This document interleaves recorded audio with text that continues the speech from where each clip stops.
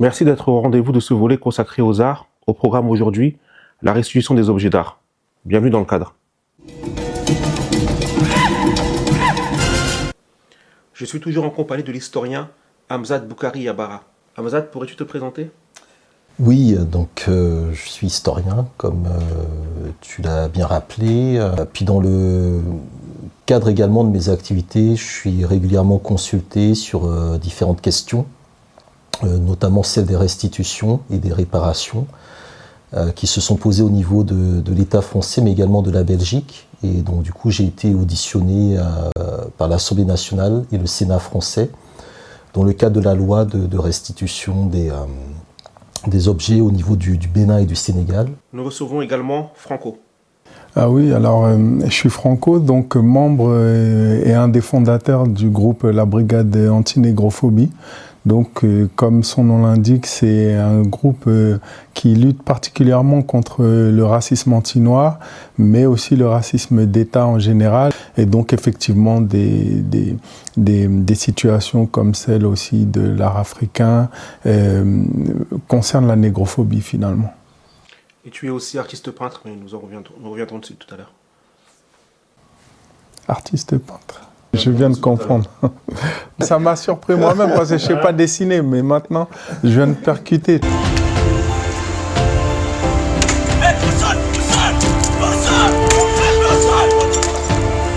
Vous voyez, les racistes sont de l'autre côté de l'Assemblée.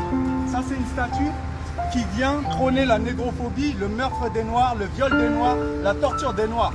Et pourtant, vous voyez, au lieu d'arrêter les gens qui cautionnent cette cruauté, ils viennent m'arrêter moi.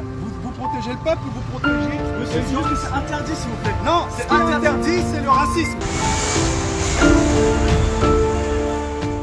Commençons par quelques chiffres. 90% du patrimoine africain se trouve dans les musées européens. Parmi eux, 90 000 sont dans les collections publiques françaises, dont 70 000 au Quai Branly. C'est cette réalité qui a fait dire à Françoise Vergès que les musées européens sont des dépôts de voleurs. Le docteur sud-africain Wandile Kassibé va encore plus loin en qualifiant ces musées de scènes de crimes coloniaux. En novembre 2017 à Ouagadougou, Emmanuel Macron avait annoncé un délai de 5 ans pour mettre en place les conditions pour la restitution des objets d'art africains, mais il y a tout de suite eu un problème juridique. Pouvez-vous nous dire lequel ? Alors, le problème juridique qui s'est posé, c'est l'inaliénabilité des collections françaises. C'est-à-dire que la France, mais pas que la France, mais en tout cas la France s'est arrogé le titre de propriété d'objets dont elle n'est pas la créatrice. Donc elle s'est arrogé des droits de propriété sur ces objets qui ont été pillés et volés pendant la colonisation. Et donc on ne peut pas les sortir des collections françaises, elles sont inaliénables. Donc il fallait mettre en place une loi d'inaliénabilité pour les sortir des collections, afin de les rendre aux États africains, aux pays africains, qui en avaient fait la demande. Donc ça, c'est le premier problème juridique. Le deuxième, c'est qu'on est en fait sur de la volonté politique, puisque c'est Emmanuel Macron qui a décidé de rendre des objets...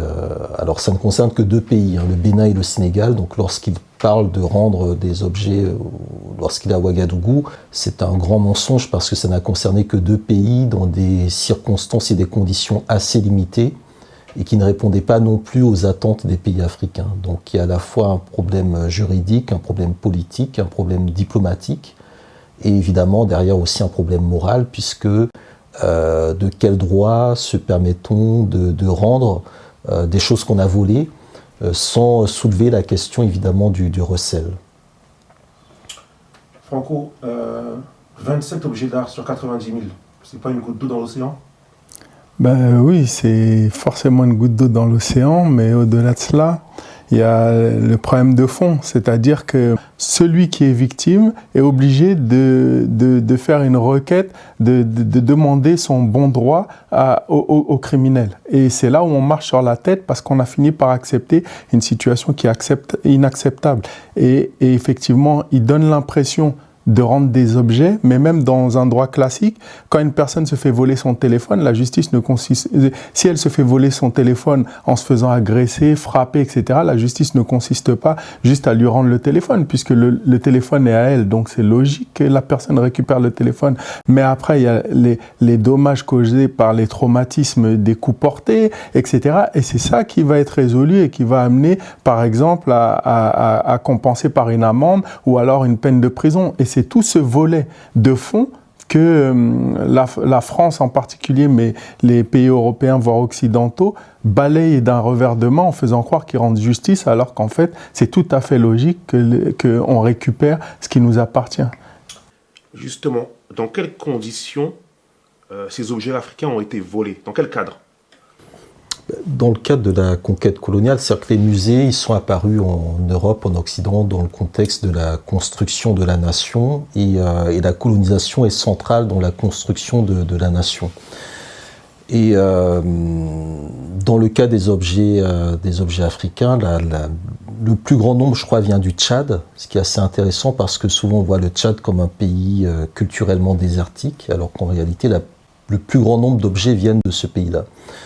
On en a un certain nombre qui ont été acquis qui ont été volés lors des missions comme la mission Dakar-Djibouti de Marcel Griol. Et ce qui est assez étonnant et fascinant, c'est qu'on a des sources qui disent très clairement qu'ils ont volé tel objet dans tel village, qu'ils ont attendu que tout le monde dorme pour aller voler l'objet. C'est-à-dire qu'ils ne se cachent même pas. C'est ça qui est assez fascinant. Donc on a effectivement les récits et les modalités d'acquisition de beaucoup d'objets dont on nous dit aujourd'hui qu'on ne sait pas comment ils sont arrivés là dans les musées français. Et ça, c'est lié aussi à une manière de les présenter dans les musées sans en faire l'histoire. C'est-à-dire qu'on sort ces objets de l'histoire, on fait comme s'ils étaient juste des créations artistiques, esthétiques, et que derrière, il n'y avait pas de pillage, il n'y avait pas de vol, il n'y avait pas de viol de l'imaginaire. Et c'est pour ça que les musées d'art posent un problème dès lors qu'ils sont déconnectés de l'histoire. Et donc lorsque j'avais été interrogé par les assemblées, j'avais souligné l'importance de ne pas renvoyer ces objets dans une logique de musée d'art, mais vraiment de musée d'histoire. Il faut qu'on en écrive l'histoire. Or, le voleur, ce qui craint le plus, c'est de voir sa réputation écornée. Et donc tout l'enjeu, justement, c'est de montrer que le musée européen, français est universel, et que finalement il est généreux, il est ouvert à toutes les cultures du monde et qu'en restituant les objets, on parle de restitution, eh bien il masque un peu les conditions d'acquisition de ces objets dans le cadre de conquête. Alors sur les objets du trésor royal de Béhanzin, lors de la conquête de l'agression coloniale française, Béhanzin effectivement met le feu à son palais. Et l'argument des Français, c'est de dire qu'ils ont sauvé en fait ce trésor qui aurait disparu dans l'incendie du palais royal. Et donc c'est quelque chose qui est encore pire parce que ça sous-entend que nous serions des barbares qui sommes prêts à détruire nos œuvres d'art, nos cultures, et que eux sont finalement venus les sauver pour le bien-être de l'humanité. C'est ça qui est d'autant plus vexant, puisque l'un des arguments pour refuser le retour, c'est de dire que en quoi l'art intéresse les Africains? Est-ce qu'ils vont dans des musées? Est-ce qu'ils ont même des musées? Sans même comprendre que le musée, qui est une création occidentale, ne correspond pas forcément au cadre dans lequel la plupart des objets ont été pris, qui dans certains cas étaient des objets de culte. Mais justement, lorsqu'on passe d'un objet cultuel, par exemple, et que cet objet-là passe au musée, il change de statut, il devient un objet mort, si on peut dire, n'est-ce pas? Les objets continuent à agir. On a l'histoire du Quai Branly de statuettes en bois qui suintent, qui pleurent. Les scientifiques d'ici n'arrivent pas du tout à comprendre. Mais ce sont des objets qui ont leur métabolisme, qui ont leur écosystème, qui sont vivants. Parce que beaucoup de ces objets sont liés à des cultures animistes qui considèrent que tout ce qui est là est vivant, le bois est vivant, rien n'est mort, donc tout vit. Or ici, on est dans des sociétés qui sont désincarnées, matérialistes. Et je pense que les objets parlent. Donc c'est un élément important à mettre en avant, le décalage culturel autour de ces objets. Alors évidemment, quand les objets de culte disparaissent, ça ne veut pas forcément dire la disparition du culte. Donc on les remplace par d'autres outils, par d'autres ustensiles.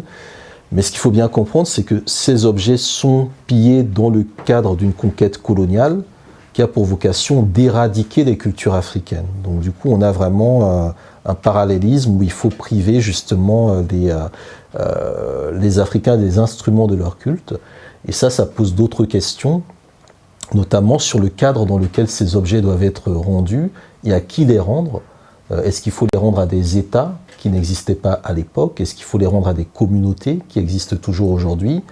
Est-ce qu'ils doivent être dans des temples ou dans des musées ou dans d'autres espaces qui sont à déterminer par les Africains? Ce pillage, on pourrait voir ça comme quelque chose d'anecdotique, mais c'était vraiment capturer la vitalité, la force vitale de peuples spirituels. Et c'est pas pour rien qu'ils ont capturé ces objets et qu'ils les maintiennent enfermés. Il y a ce lien-là qu'on n'arrive pas à voir. Et moi, j'aime appeler ça la sorcellerie intellectuelle occidentale. Pourquoi? Parce qu'effectivement, on a tendance à pointer, en tout cas l'Occident a tendance de pointer du doigt le monde noir comme un monde de sorciers, etc. Alors qu'à mon sens, la vraie sorcellerie, c'est là où elle se pratique, dans cette manière de capturer les objets, de les priver de leur force vitale, de priver les peuples de leurs outils de communication, de communion, etc., de manière à les tuer de l'intérieur. Vous avez un point de vue là-dessus, sur ce que vient de dire Non, je pense que ce que Franco vient de dire est tout à fait juste. C'est-à-dire que les musées s'inscrivent dans un cadre de domination culturelle, d'hégémonie culturelle, dans un cadre de prédation. Je pense que c'est important de le souligner.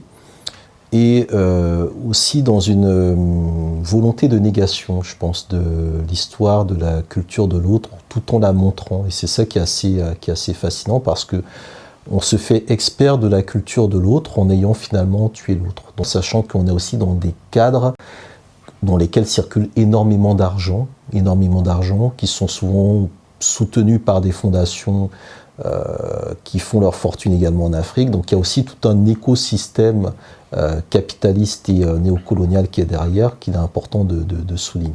Tu en parlais dans une autre interview où justement tu disais qu'il y avait d'autres enjeux derrière en fait cette question des restitutions. Il y a des enjeux économiques très importants, puisqu'il s'agit d'acquérir des parts de marché dans l'industrie culturelle africaine, parce que la France voit bien que les Chinois ont aidé à la construction du musée des civilisations noires à Dakar, que les Allemands aussi financent des musées. C'est-à-dire qu'actuellement, il y a de plus en plus de projets de construction de musées en Afrique qui sont portés par des pays rivaux de la France ou des multinationales. Et si je termine juste sur cet élément-là, lorsque Bénédicte Savoy et Felwine Sarr sont chargés par Emmanuel Macron de rendre un rapport dans le délai d'1 an, c'est assez intéressant de voir que l'expert dans le domaine de l'art, c'est la Française, et le Sénégalais, l'Africain n'est pas... C'est un économiste. Et ça, c'est lié à pas mal d'éléments. C'est lié au fait que dans toutes ces commissions-là, c'est toujours la personnalité française qui est l'experte du domaine, parce que dans bien des cas, s'il faut avoir accès, par exemple, à des éléments type secret défense, il faut être de nationalité française. Et donc toujours la personnalité africaine est un peu là pour, je ne vais pas dire servir de caution, mais on voit bien qu'il y a toujours une volonté de garder aussi le narratif de tout cela. Dans le rapport a été assez clair sur la nécessité de restituer. Il a été aussi soutenu au niveau de l'UNESCO, qui disait que tout a été volé. Et je me rappelle que lors des échanges, Roselyne Bachelot avait violemment réagi en disant que c'était inadmissible de traiter la France de voleuse, etc., qu'il était hors de question de rendre les choses. Donc une crispation autour de cette question qui relève vraiment la mauvaise foi. La mauvaise foi du voleur. Mais c'est vrai que Françoise Vergès parlait vraiment d'une véritable avidité dans l'accaparement des objets, quoi. C'est-à-dire qu'on prenait vraiment, mais en masse. Il y avait vraiment une volonté de vider. Voilà. Il y avait une volonté de vider tous les objets d'art. Alors aussi d'anonymiser, parce que derrière les objets, ce sont des artisans, ce sont des ingénieurs, des inventeurs africains dont on n'a aucun nom. Voilà, et ça aussi, c'est un élément qui est très particulier. Et en même temps qu'on fait disparaître des objets qui étaient aussi des objets du quotidien, on fait rentrer des objets manufacturés européens. Donc la manière dont on a vidé l'Afrique de ces objets pour la remplacer par des objets européens qui n'est pas sans rappeler un peu comment on voit les objets chinois arriver aujourd'hui sur le marché et faire tout disparaître, s'inscrivait aussi dans cette dimension de vider l'Afrique et de la remplir d'objets venus de l'extérieur. À l'heure d'aujourd'hui, est-ce qu'il y a un front commun des pays africains pour la demande de restitution? Il y a eu des tentatives au niveau de l'UNESCO d'avoir des fronts communs, mais c'est plutôt chaque pays individuellement fait ses démarches, parce que chaque pays n'a pas les mêmes problématiques. Dans le cas du Bénin, qui est mon pays d'origine, le gouvernement béninois réclamait une statue qui est au musée du Louvre. Et le musée du Louvre, on ne peut pas y toucher. Hein. Ça, l'État français a bien fait comprendre que ce n'était pas possible.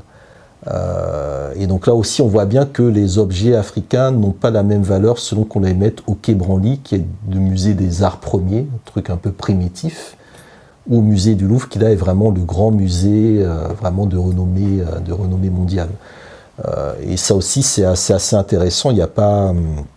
il n'y a pas d'égyptologie au musée du Quai Branly, au Louvre. Donc ça montre bien qu'eux-mêmes, en fait, ils hiérarchisent nos objets et donc le gouvernement béninois n'a pas eu ce qu'il réclamait.